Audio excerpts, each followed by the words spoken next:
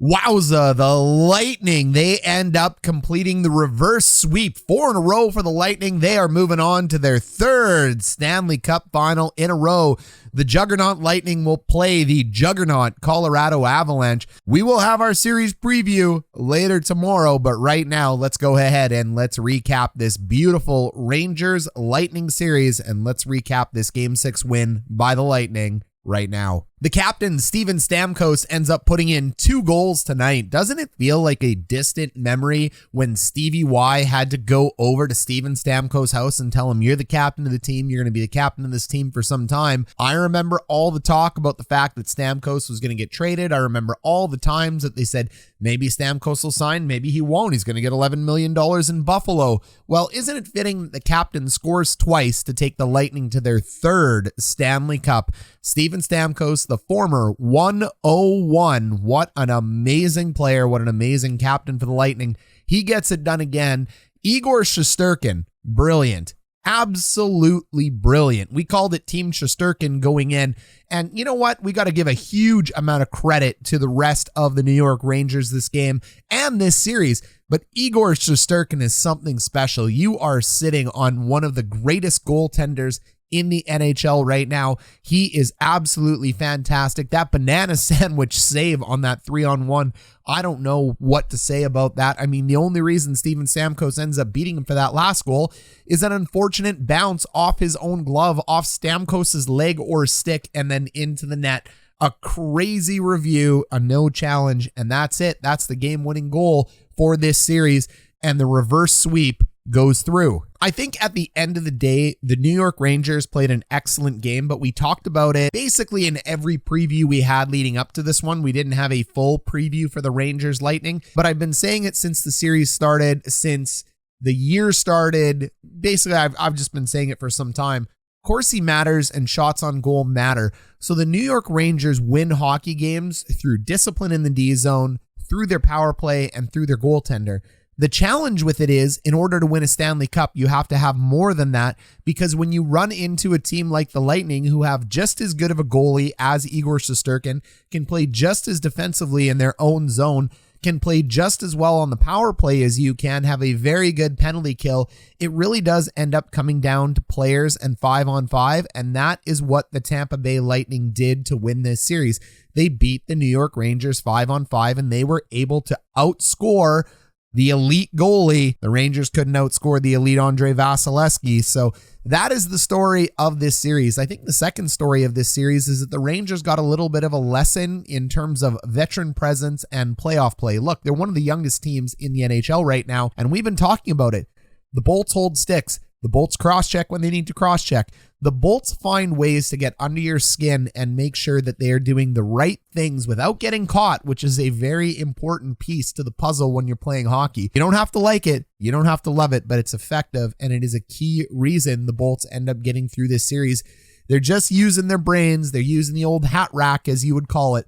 So really good job by the Lightning. No Braden Point this game. Braden Point may be back next series. Look, I've never thought that Point's going to come back, but I'm not a doctor. Maybe he does end up coming back. I thought he tore his hip there. It looked really bad to me. I thought this was a little bit of gamesmanship, but maybe I'm wrong. Maybe he'll be back against the Avalanche. But either way, the Lightning have gotten it done without Braden Point, and that is thanks to elite players like Victor Hedman, Steven Stamkos, Nikita Kucherov. But we cannot undersell the young line 3, which is Ross Colton, Nick Paul, and Brandon Hagel. What a pickup for Brandon Hagel and Nick Paul. And you pair him with Ross Colton, the rising superstar. Amazing. What a really good job by the Bolts in constructing this roster. The other narrative about this series was the Bolts' ability to adjust. The Bolts can play so many different styles of hockey, and we saw that in this series. They can play shut them down defense and beat you by 1. They can race you to 6 if it's required. They can play a goalie for goalie. They can play on special teams. They can play in a physical game, and they can play in a skilled game. They have multiple different looks and multiple different ways to beat you. And John Cooper is one of the best coaches in the NHL. Gerard Gallant's no slouch himself, but Coops, my goodness, that guy knows how to adjust. And at the end of the day, Steven Stamkos said this when they beat the Leafs in Game 7. I've been saying it since I've heard it. Sometimes you have a perfect team. Sometimes you have a perfect goalie. Sometimes you have a perfect coach, but at the end of the day, it's the Tampa Bay Lightning, baby. Now, speaking of that as well, we would love to thank everybody here on this channel that's been watching these videos, the Ranger fans, the Bolt fans. You guys have been amazing. It's been a lot of fun. Thank you for being here. Subscribe if you haven't subscribed. Thumbs up. That's the routine. You go down below, you hit the two little buttons down there, the thumbs up sign, the subscribe. It's free. You help Coach Ryan D. We grow on the way to 10,000. We just crossed 9,500. It has been an absolute blast this playoffs. I want to give a big shout out to our members that just graduated by crossing over the 30-day thresh mark. So now they have a new badge on their account. So what's up to the Brown Tiger? He just ended up joining our executive suite. He was our first member ever on this channel. So he moves from the green badge over to the blue badge. He moves from trainer to scout. Congratulations. Thanks for being here, Clay.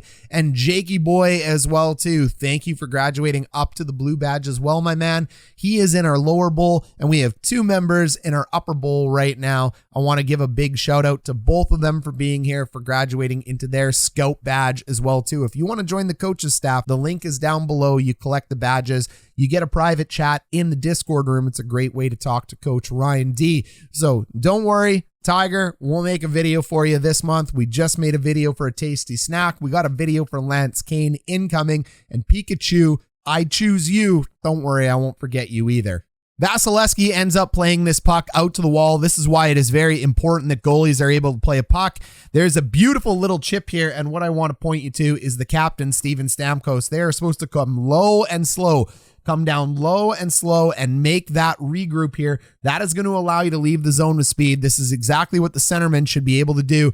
And then this is really good gap. Normally you want to get this puck off the wall immediately, but you can see the player is just stuck. There's nowhere he can go. So he's actually going to reverse around this way and put it off the glass. This is veteran maneuvers. This is how you end up leaving your zone with speed. So he ends up doing it. Boom, moves it around, and the defenseman from the Rangers, he ends up backing up on that gap. Unfortunately, by backing up and allowing Stamkos to come at him with speed from that low and... But when you take a look, it doesn't hit anybody. It's just a beautiful shot. It ends up crossing the entire length of the ice here. It finds eyes in the back of the net. And sometimes this is what happens when you're just an absolute elite shooter like Steven Stamkos. I mean, if we come back and take a look at that release as well, too, he's just putting this puck on net. He's able to cross his entire body off the left leg, and it ends up going in. There's not much more the Rangers can do on that one. Should Shesterkin have it? Likely, but sometimes those goals are going to end up going in. Scoring from that angle is no better than a 5% scoring chance, but when you're facing one of the best in the league, sometimes it ends up going in. Sometimes you roll bad RNG, and that's what ends up happening there. So I wouldn't blame Shesterkin. I wouldn't blame the Rangers. But at the end of the day, you just sometimes got to outscore your problems. You can't sit in a 1-0 game against the Tampa Bay Lightning because they'll beat you every time, and they have proven that against the Leafs, the Panthers, and now the Rangers. You got to put up a lot of goals on the Tampa Bay Lightning if you want to beat them.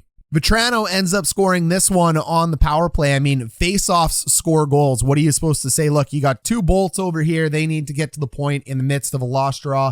This is just a really good draw. You can see the puck is here. It's two sticks that are close together. Where you're trying to win the puck is back here to Jacob Trouba. That's what you're looking for, is a clear win. The secondary win, because you're a left-handed shot, is over here to the wall, and then you end up bumping it out to Trouba. It's very unique that it actually ends up going to the right side, and it's just due to the stick tie-up. Watch the sticks down low. And what you end up seeing is, because both sticks end up tied up in a unique spot, he gets to use the Tampa Bay Lightning player's stick to be able to move this puck in a really unique angle. So did he do this on purpose? I don't think so. I think he's just trying to win it back at this point in time. But sometimes sticks get tied up. It ends up moving over to Vetrano, and there's nothing you can do about this here. Okay, so yeah, you got a tie up here. It's not the end of the world, but he's just going to step in and absolutely rifle this puck. Sometimes you win draws and pucks go in the net. You dive, you put life and limb in, and there's nothing you're going to end up doing on that one. It is just a great goal by the Rangers. Right after that Ranger goal, it's just a quick up here, quick up and out. Easy zone exit. You gotta love it. It's Kucherov. Of course it's Kucherov. The guy's unbelievable. He ends up spreading just unbelievable sauce there over to Stammer. Stammer comes in. Massive save there by Igor. But all of a sudden you blink and it's in the back of the net. I think this took 10 seconds from the Frank Vetrano goal. They haven't even had a chance to announce it yet. It ends up going in the back of the net. This is going to be one of the angles people end up taking a look at. So you can see he ends up bumping the glove, pushing the puck into the net. And right there, when I saw this angle, I was like, ooh, I think this is going to be goalie interference. But then we end up getting the overhead camera here. It was so quick. So really nice save. The puck is in the glove of Shesterkin now. It comes out and you can see nobody has touched Shesterkin here. That glove came out on Igor's own accord. He was unable to hold the puck. This happens from time to time, and it's going to end up hitting Stamkos in the leg or in the stick. I can't tell there. And as it heads up, Stamkos is making a fine path. He's trying to stay out of the crease. He's not trying to run into Shesterkin here. At least that's what the referees and the league end up seeing, because this call was made in Toronto. That puck ends up going in. If Stamkos doesn't hit the glove, is that a save? Likely, but yeah, it's the playoffs. I'm not going to be the best guy to be able to explain to you whether that should or shouldn't be goalie interference, or whether Gallant should or shouldn't challenge that. If you go ahead and you challenge it and you're wrong because they did take a look at it, now you're in the penalty box. So I don't know which way I would have gone. I mean, hindsight being 2020, now that you've lost the game in the series, I probably would have challenged it. I think I would have thrown the flag, as they say. I know it's not an actual flag, but I love the idea of throwing a flag. I think it's hilarious. I don't like your call, flag. Absolutely awesome. So look, the Bolts end up winning. It ends up being a good goal. It's just one of those crazy things that ends up happening in the NHL, right up there with things like the Jacob Trouba Corey Perry hit. Jacob Trouba, the choo-choo train, was an absolute monster.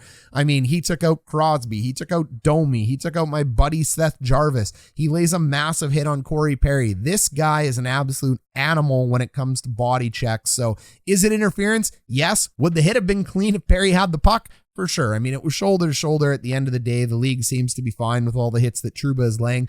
You let me know down below in the comments how you feel about Troubs and Trouba's hits this series, whether you're a Bolts fan or whether you're a Rangers fan. Finally, can we also just talk about the greatness that is Igor Shesterkin here? Like, this is an unbelievable save. Maybe the greatest save I have ever seen. Ends up just walking around. I'm not even going to break down the play. We're just going to watch Shesterkin here. Look at this puck cross the Royal Road. Shesterkin with an unbelievable pad-to-pad save. And the fact that he's able to make this is just disgusting. What an unbelievable athletic freak. 10 out of 10. Give this guy a 100 rating in Chell. Unbelievable. What a save. He did this the entire series to the Bolts. So there you have it, team. There is our video breakdown. There is game 6. The Bolts end up going through. It's going to be the Avs and the Bolts tomorrow. I'll go ahead and I'll do a preview for everybody about it. It has been just an absolute ride. Ranger fans, I hope you stay tuned. I hope you stay here. It has been great getting to know all of you. It's been great having you all in the channel. It's been great having you all in the Discord. So now we got to go ahead and golf clap in the Tampa Bay Lightning for their victory. 7-game series. The best team always wins. There's no doubt about that. But the Rangers will be back next year. They're building towards something. They got the coach. They got the goalie. They got the top line. But we're going to have to go ahead and talk a little bit later about guys like Strome and guys like Kopp. Don't worry, Ranger fans. I'll make a video for you about it as we head into the offseason. How's that sound? Thanks for being here, team. We'll go ahead. We'll talk more Rangers hockey before the puck drops next year, and we'll be covering the Avs and the Bolts.